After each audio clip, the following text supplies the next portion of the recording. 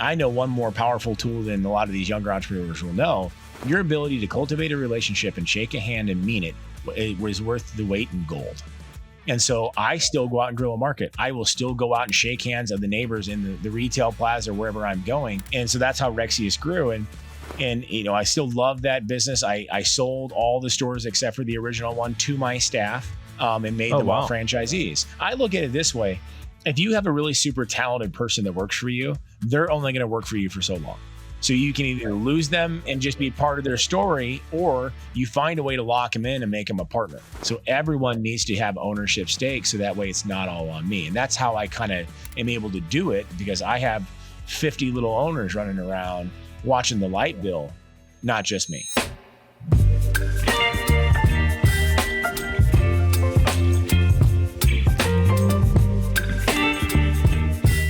Welcome back to Mic'd Up. I'm your host, Mike DiCioccio, and today's guest is the definition of an alpha entrepreneur. He's launched and grown companies in nutrition, fitness, consulting, and even built a popcorn brand that has truly popped off. But what really sets him apart is his passion for helping others win. As a mentor and a speaker, he's empowering athletes, students, and entrepreneurs to turn their passions into paychecks and step into their full potential. All while he's still building and has built an impressive business portfolio. His greatest pride is being a husband and father, leading his family of 8, balancing ambition with purpose every step of the way. Welcome to the show, Tim Rexius. Thanks for having me. Super honored to be on the show. Honored to have you, brother. Everyone who's tuning in, we're honored to have you here, whether it's you're tuning in on YouTube, Apple, Spotify, wherever it is that you're tuning in. Tim and I appreciate you being here. And I want you to know his website, his social media, it's all in the show notes. All of his businesses, 4 of them and counting, are linked in the show notes. So you can get to learn a little bit more about Tim, just like we're going to learn about him right here. So what I want to do, Tim, let's kick in. Let's go right back to the beginning. Yeah. We're going to dive into your story. How the hell did you build a multi-million-dollar brand, right? With 0 investors, no generational wealth, no VC checks. How'd you do it? How'd you pull that off? Honestly, it goes back to the first company I started when I was 19. I started a lawn service because, you're 19 and mow lawns and get a tan. And I had the choice at that point to either pay rent or start a business. And I chose to start a business. So I ended up sleeping in my car for about 6 months. Yeah. And I saw that in your bio, and I was like, I was wondering so sleeping in the car, what'd you do? You did the gym, like you went to the gym to do the showers, that whole thing? Yeah. I went to the rec center to shower, and I was still in college, but it was the summer, right? And they would do my laundry. I worked at a restaurant part-time, and that would allow me to get some food when I needed it. I worked at McDonald's for the opening shift. I mowed lawns. I worked at GNC and nutrition. I just did whatever I could. And I made some bad financial decisions at 19, and I needed to dig out, and I wasn't going to not start my first business because I knew I could do it. And, you had to get real resourceful back then. And I always explain to the kids when I speak at the high schools, universities, there was internet, but there was no social media. I mean, right. You had to it was guerrilla marketing to its best. And so I broke into the computer lab at Wayne State College and printed off 200 flyers and illegally shoved them in mailboxes, including the police chief, whose lawn I got to mow for free for the rest of the year. But it taught me a lesson that, all of a sudden, awesome. that I don't like mowing lawns, but man, I can talk people into things. Like I'm just good at selling, and I'm genuine. And I took that into nutrition. I got a job at GNC back in the day in their franchise and a great owner, and I loved it. And it wasn't so much, I love the selling and I love the product. I love being able to help people transform their physicality. I mean, look good, feel good is an expression for a reason. Mm-hmm. People don't just go to the gym and get in shape just because they're vain. They're overcoming a financial reversal or a divorce or a death in the family. There's a lot of power in that. And so, but the thing is, I came out of college with a degree in business and realized that I had no idea how to raise money. 0. Mm-hmm. I didn't have any family money. I wanted to get in the nutrition field, and I had no means to do so. And so I got a great job dealing with industrial chemicals. I actually worked on pandemic outbreaks. Thank God it wasn't during COVID. But West Nile virus, my background in sales, and then I got a background in biomechanical engineering. Wow. And I moved up that ladder very, very quickly. I broke every sales record this company had, and I was 20 years younger than anybody else that worked there. Mm-hmm. And here I am making this money, but I hated the industry. How old were you at that point, Tim? 23. 23. Okay. So you're crushing it. You figured out the sales game. I call it a game. It's not really a game. It's passion for a product or service where you believe in it. You'd sell it the same way to your mom, your dad, your grandparents, right? And if you can do that and rest your head on your pillow at night, you feel great and you can operate at a high level. I experienced that. Would you agree with that though? Is that why you were so successful? Because you felt so damn confident. Well, I felt confident in the ability, and at the point where I finally started making money and I wasn't completely poor anymore. And that was nice. I had some small kids. And so now I had a driving reason to produce, and I was good at it. And I liked the company. I liked the products we sold, but I moved up the ladder so fast that I got to deal with a lot of the politicians, because a lot of what I was dealing with was federal government. And especially when it comes to West Nile virus, avian flu, which is what I was dealing with at the time. And I realized that there's not enough money in the world to make me want to deal with politicians on a daily basis. Quite literally hated it. I hated them. And the corruption I was around. By the time I hit 29, I just had a moral dilemma, and I'm like, I don't want to do this. There's not enough money in the world to make me want to deal with these people. Okay. So it's the opposite of what I just said then. So you were doing well, but eventually, as you were doing well, even though you were young, you're 23, you're very green, you're saying, I don't feel good about this product or service. So you got to get out of the industry. And the reason I say that, and the reason I'm really emphasizing it, is I want to talk to a lot of the younger audience that's tuning in right now that's trying to find their lane. And I'll just tell you, the best thing you can do is get into a sales environment, but make sure before you do, and believe in that product. So you would sell it to your best friend, your parents, your grandparents, you know what I mean? Like where you can do that with such confidence that there's no reason that you won't be successful. Because if you have doubt, then it'll lead into other problems. And so you had to get the hell out of there. You're like, and the thing was that the product was fine. I wasn't excited about it, but it was good, right? It was the customer base that I had to deal with that was the problem. Have you moved up the ladder? But I'm the type of mentality that I'm going to keep moving up the ladder. I'm not going to be stationary. I'm not going to be sedentary. I'm going to try to that's me. I'm going to break the records. I want to see how far I can take things. And the problem was the bigger customer level was the government. And I'm like, I can't deal with these people. And you sit back, you have a gut wrench moment at 29 years old where you're just young enough and crazy enough to make some crazy moves. But I still had responsibilities. I had kids. I had my money invested in real estate. And if anybody remembers what 08, 09 was like, it was not a great time to be invested in real estate. And that's when all this happened. And I said, I'm losing my tail here on all my investments, and all the money I made in real estate, I lost it all. I mean, the housing crash.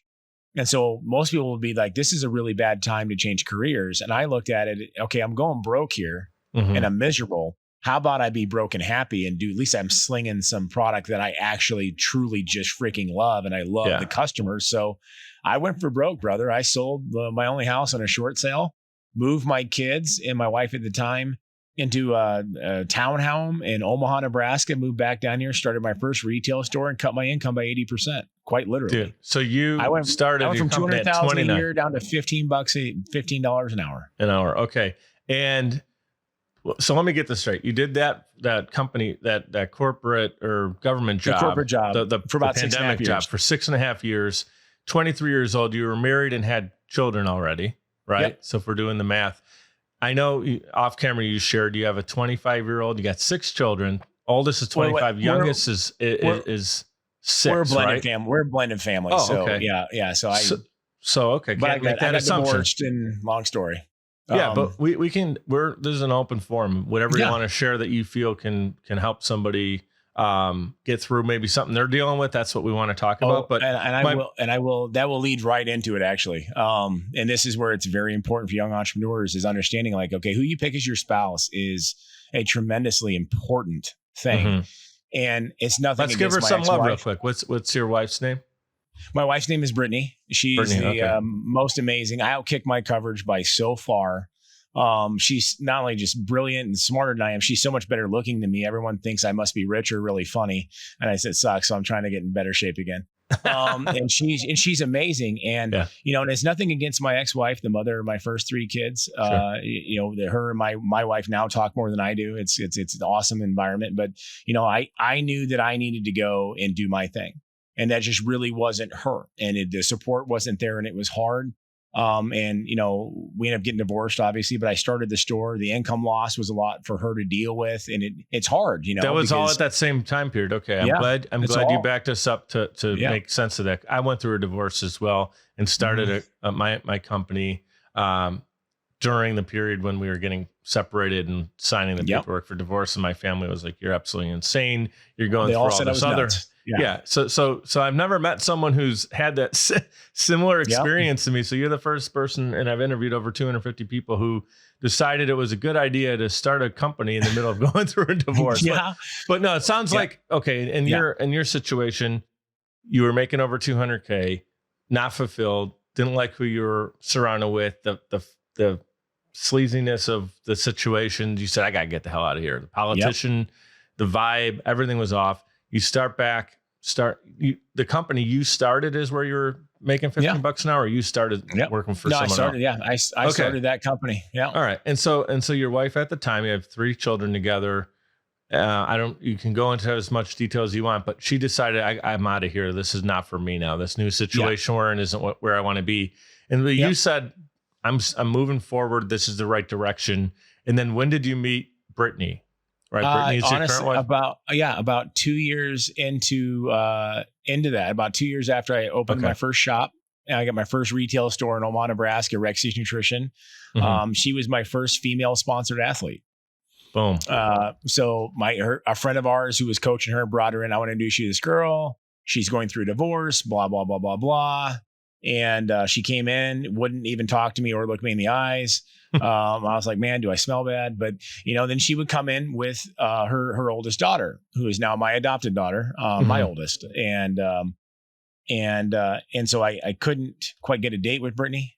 Sure. So I hired Lexi, who is now my daughter, to work for me over Christmas break, helping me organize the swag in the back room. Yeah. And everyone's laughing. I'm like, okay, this thing with your mom, let's make this happen. So I actually used my now oldest adopted daughter to get a date with my wife. Does she know that? Is that a family? Oh, it's public knowledge. Absolutely public knowledge. I'm persistent. I'm a salesman, bro. Yeah. So good for you. And you had a vision. You had a vision. You knew it was going to happen. Yeah. You had to figure out, this is what you do in sales. You have this idea, it's going to be something, but now you just got to build that bridge to it. And that's what you did. You figured out, okay, I'm going to get a bridge here, give myself an opportunity. You got to be in the ring, in there to be able to have a fighting chance. Well, and this is the funny thing. So we were expanding, and I'm very pro growth, and we had 3 of our own stores by 2013, 2014. Opened 1 franchise. We were starting to franchise the model, but it was still small. I meet Brittany, we start dating. Within 1 year, Rexius had spread across 5 states in one 12-month time period. That's the difference of having somebody that it matches your crazy, your yin and your yang, that tells you you're not completely nuts. Like, this is great. You can do this. This is a great idea. Adds the value, brings in. She's significantly better at finances and accounting. She's an accountant. So she can sit there and make the pluses and minuses make sense, and is willing to be part of the brand publicly with me. And literally we went from 2014 to 2015. We went from just being in Nebraska to being in Colorado, Missouri, South Dakota, Iowa, and Kansas. Just like that. It was overnight, and she's at every store opening. She's there out marketing. She's guerrilla marketing with me. And, I'm old school. Like you can do all the social media stuff you want, but for me, it's been started out print and radio, right? And then it got to TV, and then it went to social media and podcasting. And so the change in marketing. But I know one more powerful tool than a lot of these younger entrepreneurs will know: your ability to cultivate a relationship and shake a hand and mean it was worth the weight in gold. And so I still go out and guerrilla market. I will still go out and shake hands of the neighbors in the retail plaza, wherever I'm going. And so that's how Rexius grew. And I still love that business. I sold all the stores except for the original one to my staff, and made them all franchisees. Well, I look at it this way. If you have a really super talented person that works for you, they're only going to work for you for so long. Right. So you can either lose them and just be part of their story, or you find a way to lock them in and make them a partner. And so every single business partner I have is a former employee of every company I own. Every shareholder is somebody who worked for me. That's incredible. I'm going to call that a mic drop moment. We have those on the show when there's just an exciting moment or or piece of information that I want everybody to just stop and think about. Okay, when you create a company, and this is something I'm working on as well I have a very small team of 6, is trying to empower everybody to grow within their role. And if they want to expand into a different area of the company or different, use a different part of their skill set, to allow them to be able to do that, right? Or create the avenue so they can go down that road, but also to not lose a great person to another company who's going to be able to have a higher position. They get to like this flat line. You don't want to see that. You created an opportunity. Hey, and obviously had to be someone who you believed was someone who you could trust, and that's going to drive the business and do the company proud. You found how many of those 5, 8, 10, 12 different people in that filled those roles? No, quite literally 13 different franchise owners that all worked for me at one point. And then that's a super incredible thing, Tim. Be proud of that, because it's not easy to have one successful roof over, business that's a foot traffic, right? Mm-hmm. One company being successful is worth celebrating. You've done it 13 times and empowered 13 different people, including yourself. And Brittany, what I hear in that story is, and again, we're not here to pick on your ex-wife or anything like that, but she didn't see the vision and she wanted out. Fine. That happened. Yeah. But then someone who did feel the vision, see the vision, who you had to obviously sell first and get on board with what your dream was and everything. But with that powerful power couple situation, you were then able to go and be great. And so anyone who's tuning in right now, if you're single and you want to be an entrepreneur that's highly successful, know that you're going to need to find someone who's matches your level of crazy, as Tim called it, which I agree. And if you're in a relationship, you gotta be clear with the other person, what your intentions are, what your visions are. And, you really should be with someone who supports you no matter what. That's what a marriage is. And so I didn't have that situation like Tim did in similar situation, but I just want to make sure we don't just run past that part of your story, because I think it's so integral into your success is that you had a great dancing partner who also was a brilliant mind. She helped you with the finances. And here's the deal. 6 children, 1 grandchild. Congratulations on your new grandchild. You got 4 successful businesses that you guys have now grown together. How do you not burn out? Because I know growing a business, I've only done it with one company. There's that level of burnout. How do you prevent burnout and also make sure you're giving everyone somewhat of your time and attention? How the hell do you juggle that? It literally started with, when you bring it back to what we were just talking about, Brittany, when I met her and we got serious and all of a sudden the Rexius company expanded the way it did, it showed me not only that having a spouse that, does that for you, but that I didn't need to do it all alone.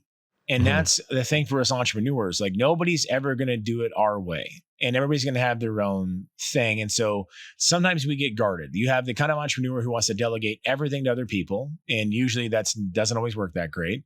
Or you have the kind of entrepreneur, which was me previously, where I will do everything myself. Now, I'll outwork everybody because that's just who I am. And I think that's the great role of leadership and mentorship, is that people want to know that I'm willing to do everything that I'm asking them to do. But meeting my wife and seeing that expansion showed me that if I can find like-minded people and that are like my wife, that how much more can we expand other operations? And so I started looking for the same attributes as far as personality traits that I found in my then wife with employees. Okay. And so I looked at every employee that I hired, that this is a long form future business partner job interview. And that's how you look at an employee, not as an employee that's just here to clock this and clock that. It's like, okay, I'm going to challenge you. I'm going to see where you want to go. What's your dreams? What's your aspirations? How can I be part of that? How can we shift things? Okay, this didn't work for you. What maybe this will work for you? I'm giving you a 2 or 3 year-long job interview to see if you're going to be a business partner.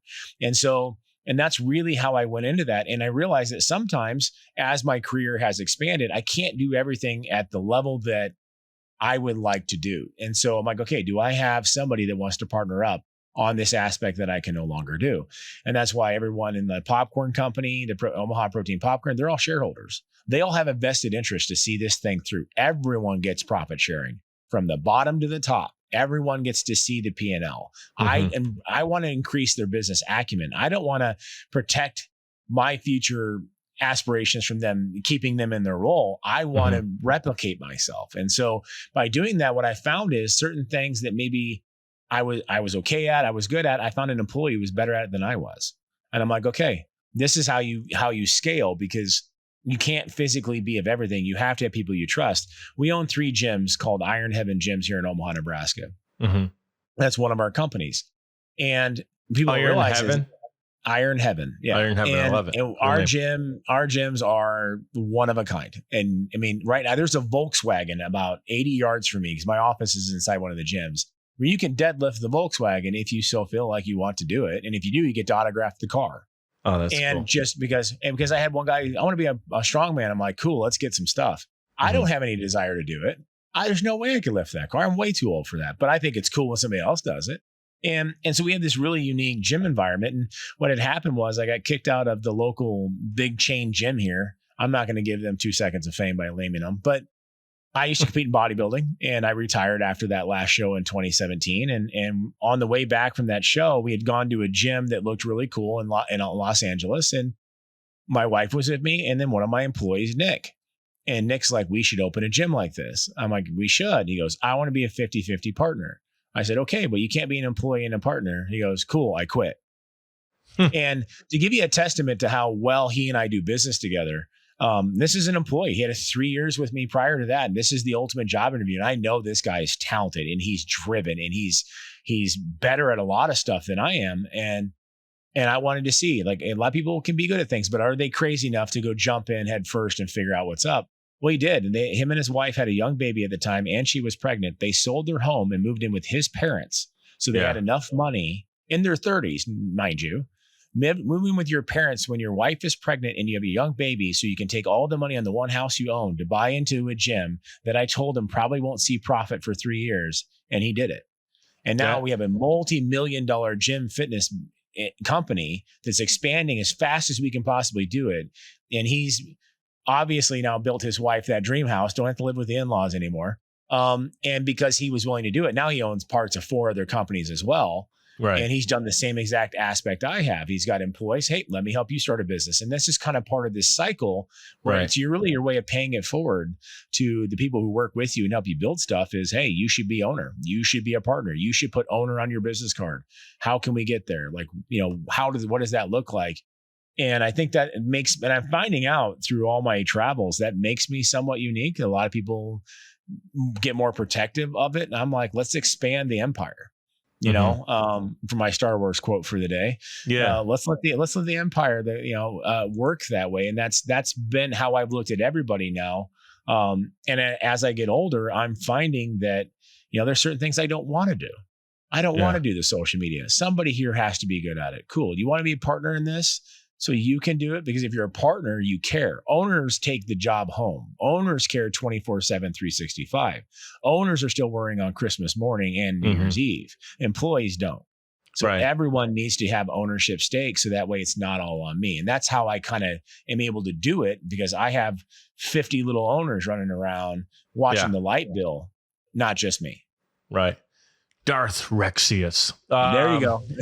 Dude, there's so much there. I was just letting you run with it. There's so many good things that you talked about right there that I want to back up. And again, make sure that everyone who's tuning in doesn't just overlook it. Like, you empowered people that were on your team that you said for a year or two, you were kind of, this term gets misused a lot in a negative way, but like grooming them in a sense, right? You were preparing them, is a better word, preparing them for success, preparing them for the next level. Some people are employees and they're going to be employees forever. And that's maybe the level they want. You're going to need people that are going to be, there's gyms that I've been part of. You see someone, they just want to stay there, clocking people in, clocking people out, scheduling of service, scheduling your next appointment. Nothing wrong with that. That's cool. That's maybe where they want to be. But then there's going to be people who want to be trainers. Okay. Now they don't want to just train. They want to get to the next level. They want to be part of the business. And then you see people who, hey, this can be a partner of mine in the company. And obviously when they're ready and when that discussion's ready to be had, you're ready to have it. The other thing I don't want to run past is, what was his name? The partner who moved in, Nick. Nick decides, I'm in this thing. And he has that crazy entrepreneurial thing that Tim and I have, and everybody who I've interviewed that's an entrepreneur on the show has, that magic of, you don't care if everybody in the world tells you that you cannot do it. If you believe that you can, you will do it. And you're going to do it at this ridiculous level of everything that can go wrong will go wrong. you're still going to do it tomorrow. You're going to wake up and still give it a chance. Move in with your wife, baby, in-law situation. 3 years it's going to take for you to maybe be out of the red. And he said, let's go. Let's freaking go. Yeah. And he made every dollar he could so he can buy into the business. And now you said he's doing so well that he's got that dream home and everything else. Yeah. Now, there's no guarantee that that's going to work that way for everybody. Nick is an example of a success story. For success stories, there's other failures. But I'll tell you what, every single entrepreneur who has been successful has one thing in common. They never gave up. Everybody who has a story like Nick has one thing in common. They never gave up. So even if you do, quote unquote, fail, you learn from that and you go try your next experiment, your next business, your next entrepreneur thing. So I want to make sure everybody hears that and understands it takes that crazy amount of belief in whatever the hell you want to do in this world, who you're going to serve, who you're doing it for. And when you do that, you have a chance. And Nick had a chance and he hit a home run. So Tim, talk about the craziness.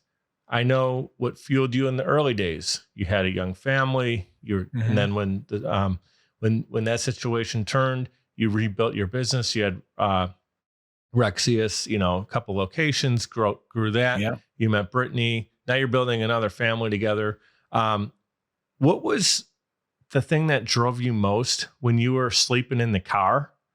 Talk about that, Tim. And then what today, because it's going to be different. We have different iterations of ourselves. What drives you today? When I was in the car, I was hungry and I was cold, and it was real basic and primal. I explained this to my kids and try to keep them grounded. I was hungry. I mean, I was really, really hungry and like literally hungry. And, I'm like, I never wanted to be, it just never shook that off my bones. And my wife will every once in a while remind me, hey, bro, we're not poor. I know. And it's just, cause I still buy, I'm getting used equipment or tools off of Facebook Marketplace because I want to save $50. And that's just me. I'm always going to be that pragmatic because I operated on a shoestring budget for so many years that, and the P&L's got to be in the black. We got to figure out a way to make whatever the cut needs to be. If money ever got tight, and it's happened times throughout the years, I'm the last one to get a check. Everyone else gets paid first. And that's just the mentality I have. Now for me, it's, we're one of our operations, the popcorn company, has expanded into 14 countries. So now we're dealing with a whole different level of, financials and now we're on a global impact. And for my wife and I, for me, it's all about legacy. What do my great grandkids that I probably never get to meet get told about me? Yeah. That to me keeps me up. That to me is like, okay, what legacy am I leaving? Like not just financially, even the business world, but for my family too. Like, what do we want to do? And we told our kids, my wife and I read this story about 10, 15 years ago about a church group down in Florida. And I can't remember the name of it. So sorry if I'm taking somebody's credit, but they had raised all these millions of dollars for the building fund. They're going to build a building. And the church, I'm a very faith-filled person, and the church prayed about it and said, we're not going to do that. What we're going to do, we want to make an impact on the people in our community. So they went to the hospital, the local hospital, found the 100 most outdated medical bills there were, paid them all off, went up to the door of every single person, showed them the paid receipt, basically said, God loves you. Here you go. Here's a new lease on life. Wow. And to this day, the hairs on the back of my neck stand up when I've told that story 1,000 times. Yeah. That's what I want to do. That's literally what I want to do. I want to impact the world and be that chance for other people that I never got to have.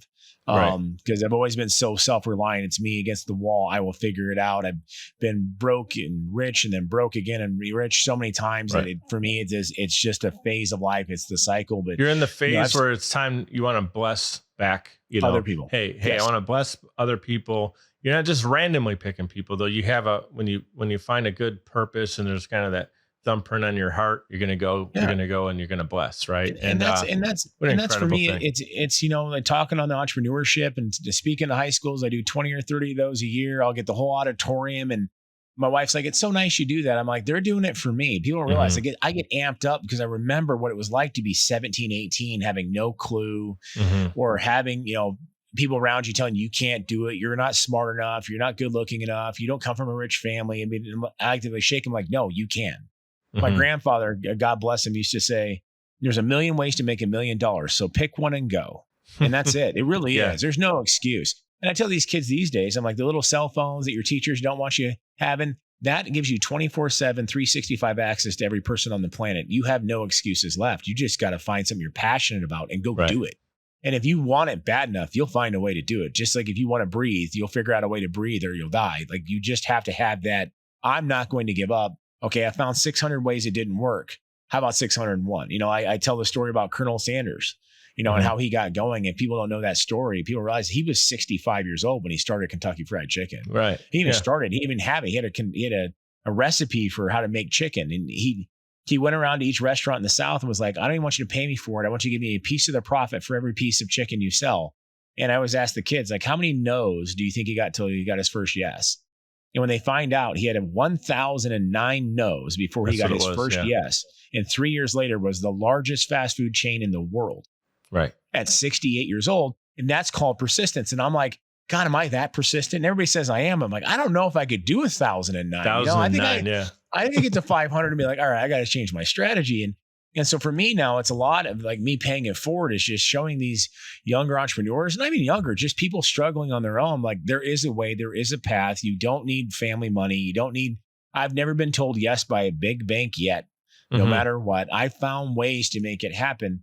And being able to share that story is huge. And I think as successful entrepreneurs, it's our duty to do so because man, how much would it have been nice to have us telling us to do 20 years ago? You know what I mean? Yeah, and save us from those pitfalls if we can. And so for me, that mission of just helping other people, it's true to every business that I'm in. Yeah. It's like being that big brother mentor to yourself. Like if you can go back in the DeLorean and you're 18 years old and now it's you, current Tim talking to 18-year-old Tim, but you get to talk to an auditorium of Tims, right? Yeah. And what an incredible thing. You said you do that how many times? A couple dozen times? About 20 to 30 times a year. Yeah. And it's something you said that earlier that I want to touch on that I also talk about that. And you said a really good point that some employees are just going to be employees.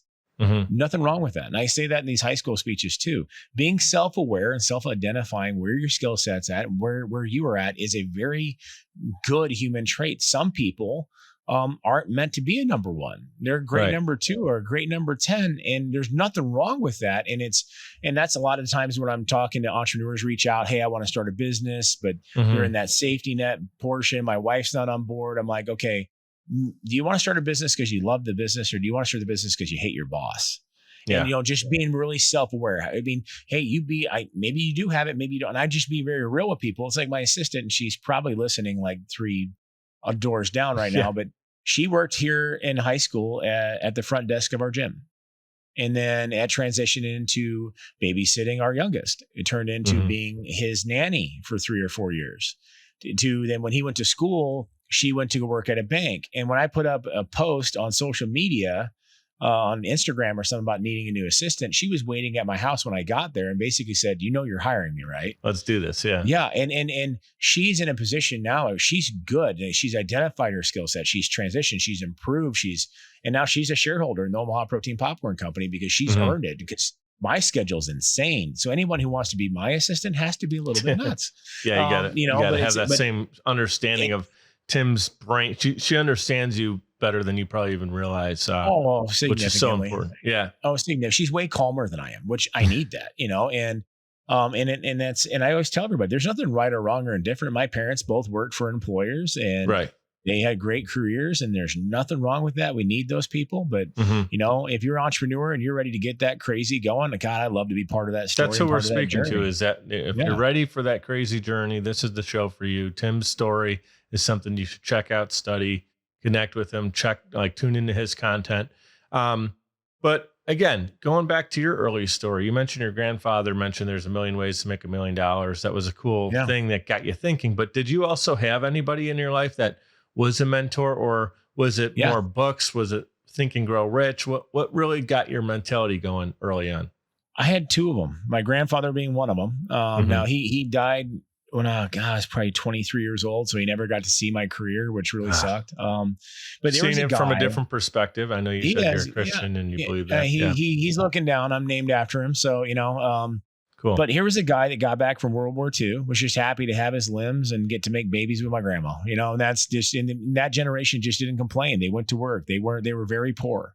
I mean, with the 7 kids. And I think my dad, my biological dad, he was in a different high school every year different school every year from kindergarten all the way through his senior year.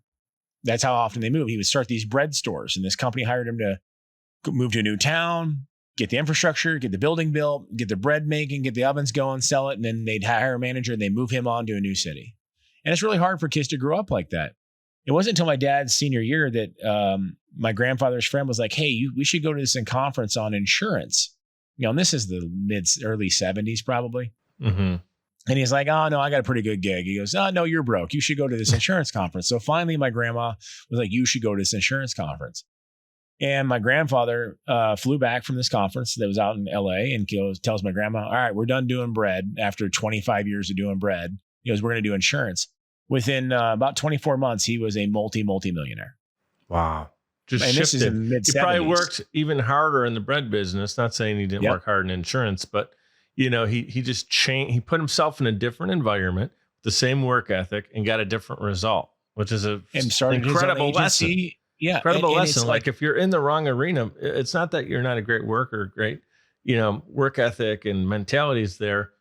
You might just need to move over here and build something over there. Yeah. And he goes, you got to find a way to constantly, he always said to me, like in high school and in college, he goes, you got to find a way to transition yourself and pivot yourself to put yourself in a position to learn the job. Then if you learn the job and if you love the job, own the job. Yeah. That was him. And that's you. Awesome. And then you've got to be in it. If you're learning it, and you don't love it, find something new. And you should make career changes every so many years to make sure, okay, I'm learning something new. Do I love it? Oh, I love it. Okay. Own it and learn it, love it, own it. And so that was huge. And then, my step uncle, Steve from Eric, I ended up working for his company. That was one of the companies I went to go work for. And he told me his story. And he was a young vice president at Johnson & Johnson in his 20s and got to be the CEO of another company. And I'll leave their name out so I don't get sued. And he moved up the ladder very quickly in his very early 30s, CEO. They made an impossible deal for him. If you raise us to XYZ level, we're going to give you a 15% stake ownership in the company. And so it was based on a date. Well, he already superseded it. So the day before that date hit, they fired him. Dude, he had tripled the sales of the company. And he basically said, I'll never be an employee again. Yeah. And so the company, I'm never going to let that happen to myself again. And so he ended up buying a company that at the time started in 1970. And this is probably the mid 80s when he did this. It was a chemical company that was in about 8 states. And he went everywhere, 60,000 banks to get financing. Like eight different people had financing options. But anyways, he bought the business. By the time I came into the business, it was in 48 states. He had grown every single year for 30 some years in a row. And he mentored me. He was like, you're not going to be here forever. There you go. Yeah. Because you just don't, you're moving up. I like what you're doing. You're going to, he knew how my mentality and, you're not going to want to work for me forever. I'm like, yeah, I am. You're like, he was the coolest guy ever. The guy admitted coolness. And what ended up happening was, when I was 29, that's when I left the company and decided I didn't like the customer base. And now the CEO is gone, who was my mentor. It's now or never. I'm going to go do this on my own. He died of a stroke very suddenly at 59 years old. And horrible. It was very hard for everybody in the company. But here I had these other 50 and 60-year-old grown men in this company, and I'm only 29 years old. Yeah. And I was talking to them, and they said, and these are very wealthy men, salesmen who've been in the company for 30 years, who had made millions of dollars, very successful. And they said, no matter how successful I was, I always wanted to impress him.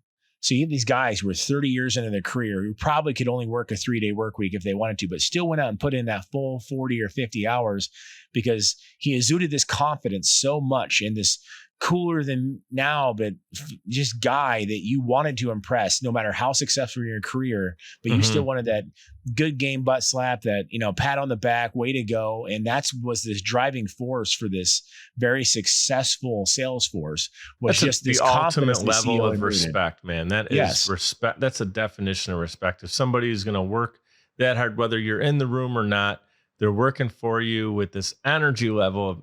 I want to make you proud as the business leader of that organization.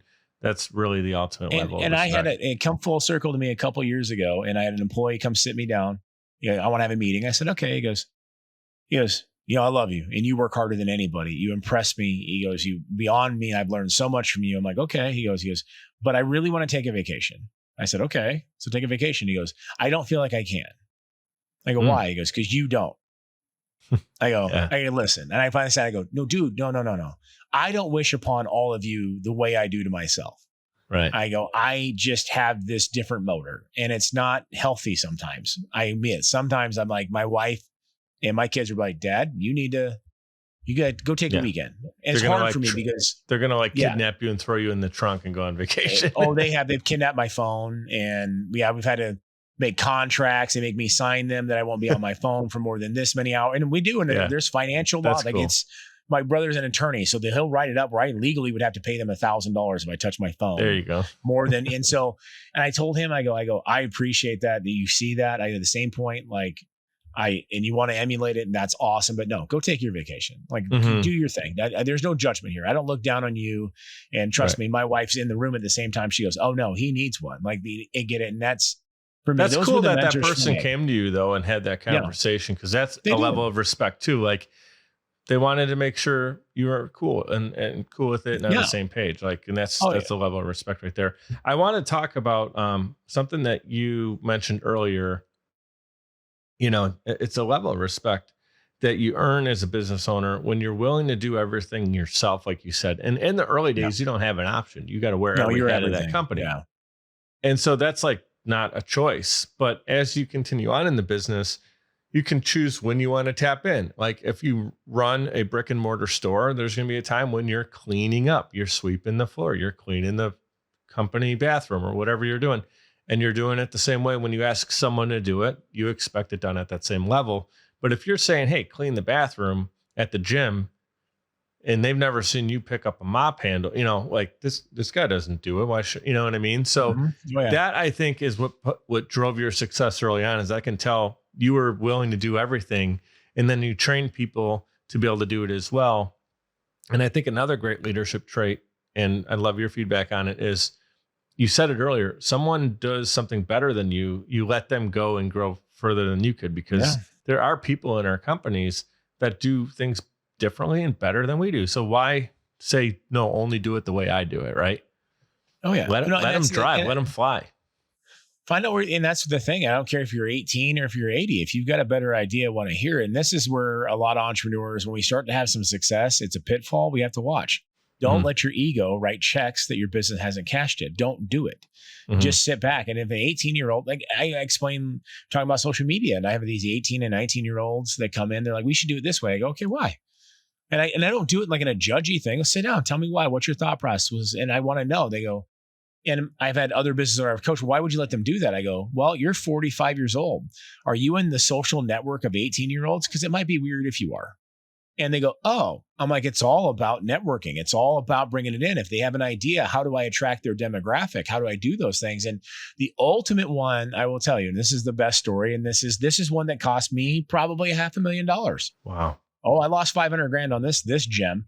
So around 2018, my wife and I started working on a protein popcorn for a litany of reasons, other than trying to trick my youngest kids into eating protein that didn't come in the form of a chicken nugget or chocolate milk. Right. And my parents, who were too stubborn to listen to me, because in their 70s, they're basically like college students again. All they do is drink and golf. So you have two demographics there, right? And so we started working on the protein popcorn company. 600 batches Omaha, later, right? Yep. And we used to be called something different. It was called originally the Optimal Performance Popcorn Company, but we finally figured it out. We started it, and I'm like, okay, this is going to be huge. Protein snacks are some of the biggest mergers and acquisitions in the world right now, and it has been for the past decade. Yeah. Here's a snack that's a little different than a bar or drink. This is something for the general population. Most of these bars and drinks are made for that 5% demographic that's just, either a health nut, or they're just trying to lose enough weight for the reunion or the wedding, and then they'll go back to normal. I wanted a snack that my parents would eat all the time, and my kids. So cool. I got the bag. It was an ugly bag with a sticker on it. I thought it looked cool. I made the macronutrients for athletes because my background's in nutrition. And one of the bags had was it like a see-through bag? Like you saw the popcorn, but then there was a sticker on it? It was see-through with an ugly sticker. And I just thought of the science of it, right? Like, how many grams of protein can I pack in this flavor? And one was like 91 grams of protein in a bag, which is just ridiculous. Wow. And for 5 years, how many servings would that be? Depended on the flavor. So I have 8 flavors. So each flavor, it's all based on weight, but it would be, sure. It would have been 90 grams of protein would be 10 servings and 9 grams or whatever it was. Okay, that makes sense. And each one's different. Like the cheddars are different because they're lighter in weight. So there's different servings. But the product was good. Everybody loved it. And, we went to the Mr. Olympia, the bodybuilding show, 100,000 people. We go through 14,000 bags of samples. I looked at my buddy and my wife. I'm like, we're about to get so rich. Yeah, I didn't get one sale out of that. So then I'm like, and so over a year, people know me, they follow me. So some gyms and stores were selling it. But other than that, it just couldn't get anybody to bite on. And so I'm not listening to my wife and my daughters. They're like, well, the bag's kind of ugly. I go, the bag's fine. The name, people really don't get it. It's fine. It has too much protein that might scare grandma away. I go, it's good. The more protein, the merrier. Let's get yoked, And so I'm like, let's double down. Let's go to another Mr. Olympia. I'll buy an even bigger booth. Instead of 14,000 samples, I'm going to bring 20,000. So I spent another 20 grand on that. And I'm going to make the bags even bigger. So I did. And 5 years into it, I lost well over $500,000. Okay. But let me ask you. So nobody, is saying nobody a little bit strong? Some people had to buy a bag here or there, no? Oh, no, we sold some.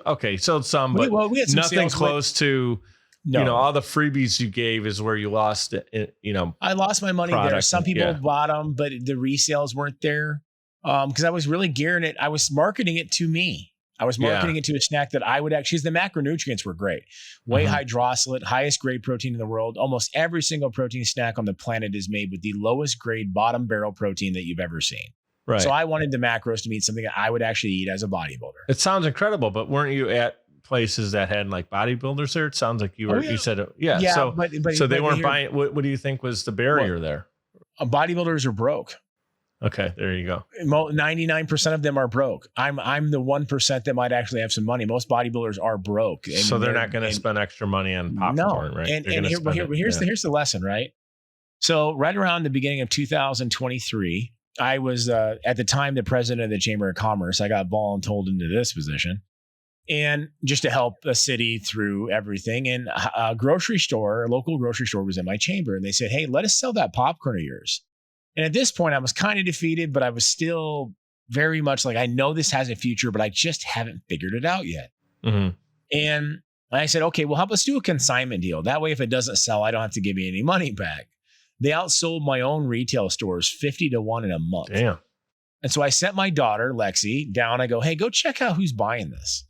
And she comes back, she goes, old ladies and little kids. I go, what? She goes, soccer moms. Basically, she goes, it's the soccer moms are buying it for little kids and little old ladies are buying it for them and their husbands. And I'm like, okay. So, and it still had the emphasis on its protein popcorn. Yeah. But I went down to the dietitian that was at the grocery store. She goes, this is the only snack I could get my elderly patients to actually eat and purposely re-eat and rebuy of any time I've ever been here in 25 years. Okay. And I go, okay. So we went to a convention, a snacks convention. Yes, they have snacks conventions. I didn't know that was a thing. It's way bigger than Olympia, 200,000 people. Time to rebrand. Yep. I didn't rebrand yet. I was still stuck. I'm like, see, there's a path here. Mine's working. It's starting to work. Still stubborn. Yeah. I get a brand new banner, backdrop, staff of 4. I got 20 grand wrapped into this. First day, 200,000 people. Not a single person stops by my booth. And now I'm pissed. And I told my wife, Brittany, I'm like, she goes, what do you want to do? I'm like, we're going drinking. I'm mad, whatever. And my wife finally, she goes, will you finally just listen to me? I said, sure. What's up? She goes, it doesn't say protein or healthy anywhere on our bag or our backdrop. I go, oh shit. It doesn't. What did it Everything say? I sell, it said optimal performance popcorn. Everything in my stores already has protein and is healthy because that's my niche. Yeah. Everything in my gyms does, but I've never done general population health with the product before. So we go down to Staples at 10 o'clock at night in Chicago and pay way too much money for a 1-hour banner that said protein popcorn with safety pins hung it on my brand new backdrop I just bought. I had a line of 400 people in for 2 straight days. Wow. Hershey's chocolate.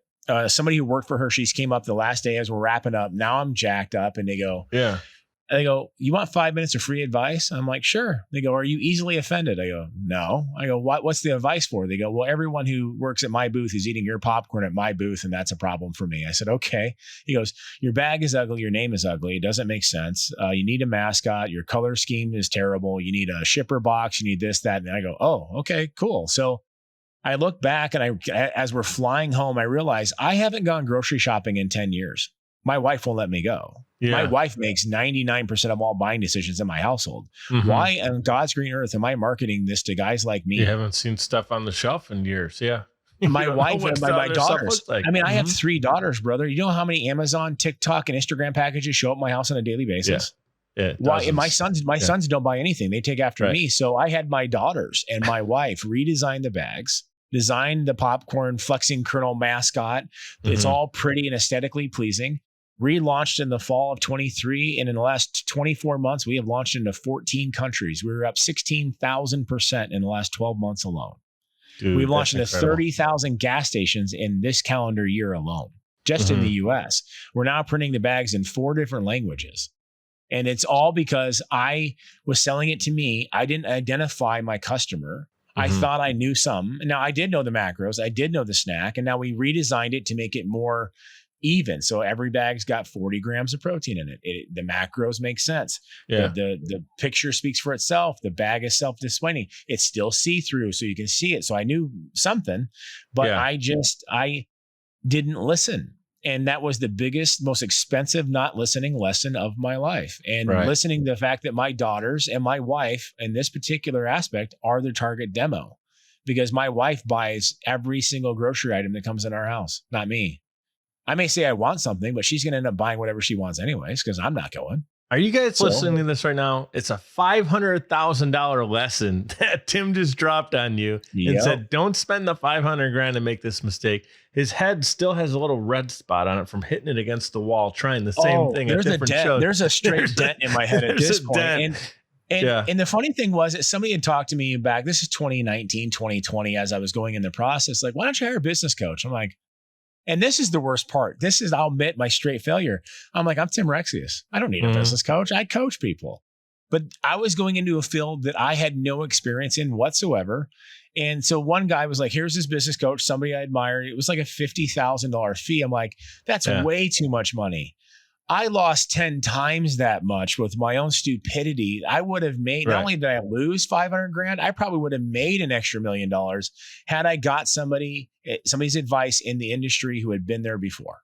Right. And so it's not just a $500,000 loss. It's probably $1 million loss in profits. Right. So a big lesson there, empower the right people, be able to step back in certain things.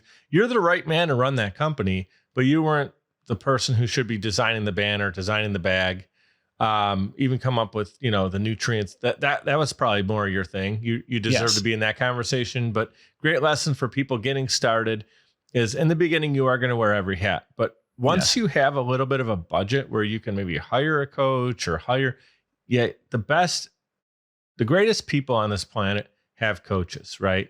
The Michael Jordans, the LeBron Jameses, the greatest athletes in any sport, the greatest business minds, they get around in a mastermind group to be around other like-minded people who've been a little bit further ahead.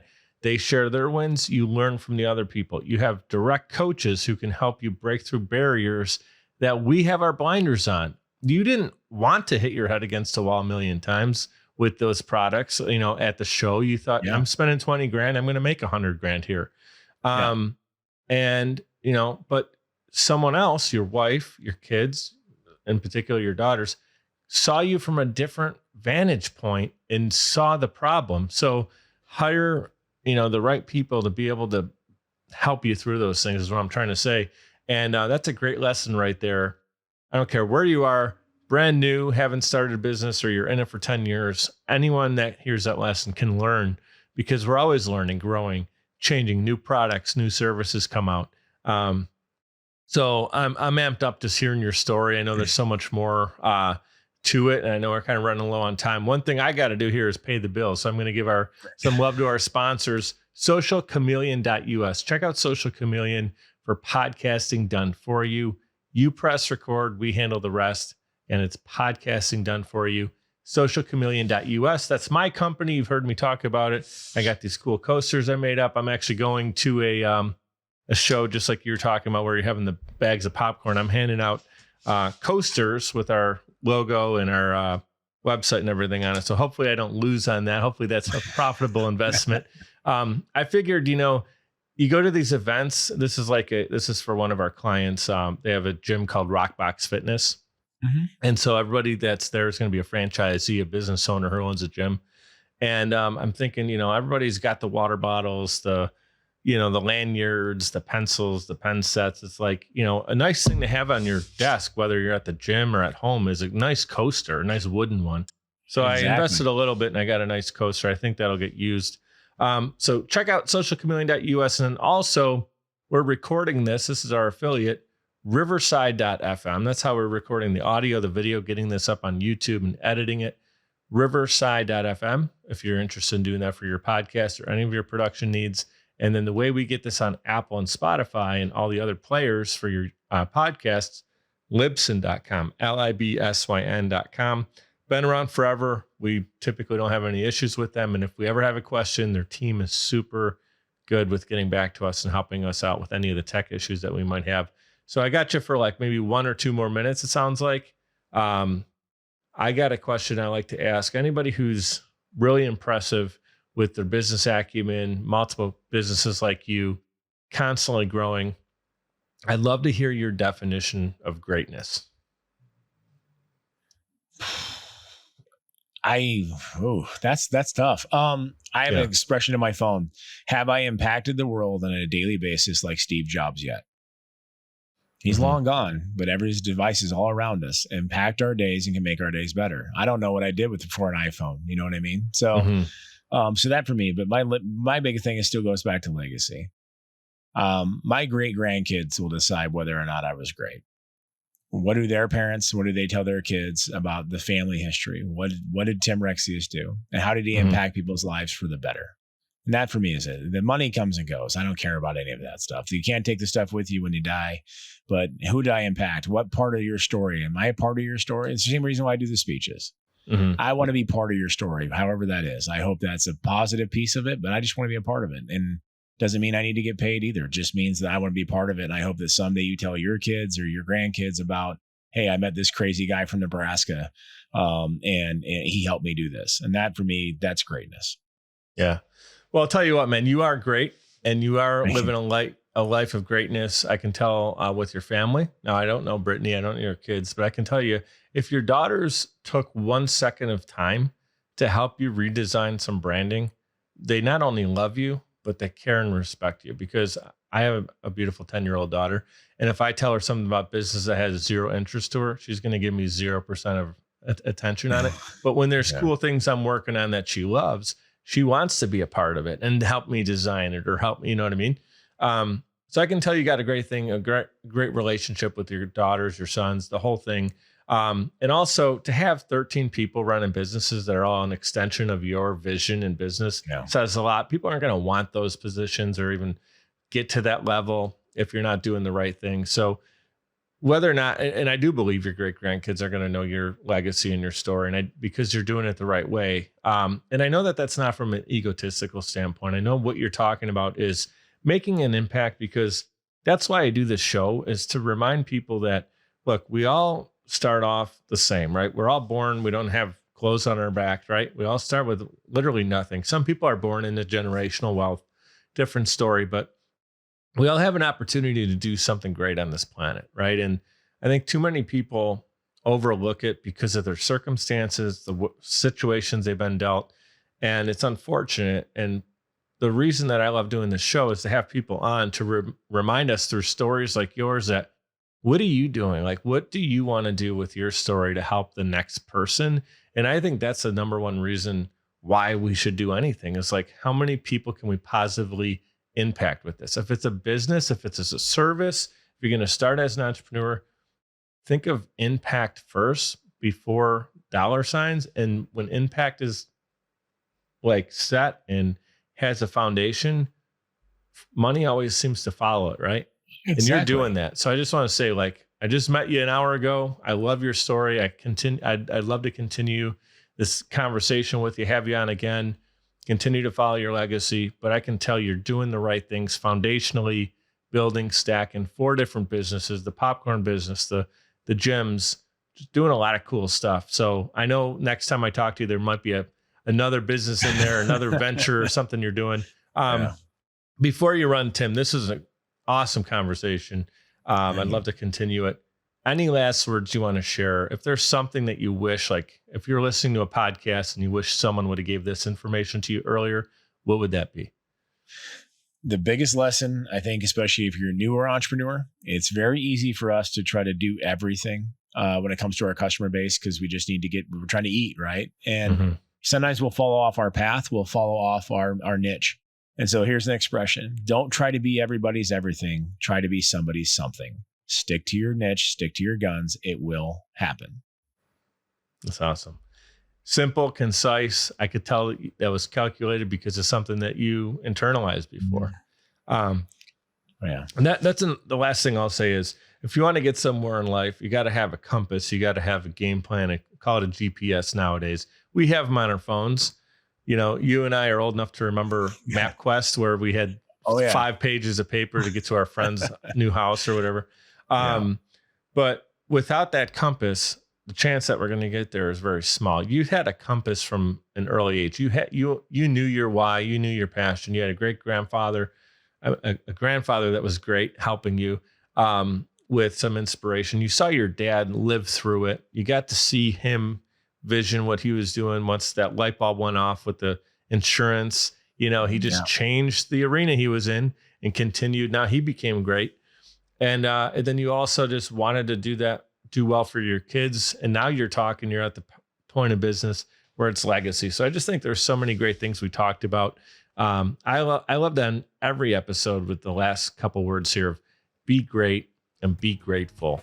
And I just want you to know I'm grateful for you being here, being open to tell and share your story.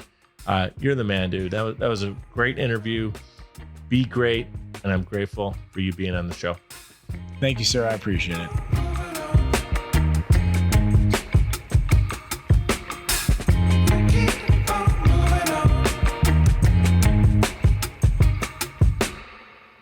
Keep on moving on.